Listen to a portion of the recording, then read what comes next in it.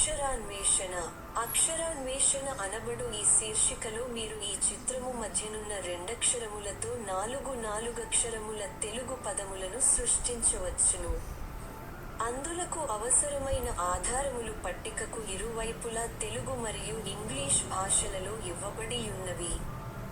మీరు చేయవలసిన పని ఏమనగా ఆ 4 పదముల చివరి రెండక్షరము లేమిటో ఆ ఆధారముల ద్వారా తెలిసికొని చుట్టూ నున్న 4 ఖాళీ గల్లలో 2 నిముషములలోగా నింపండి.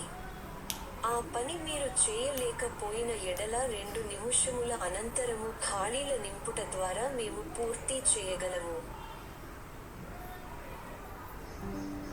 అక్షరా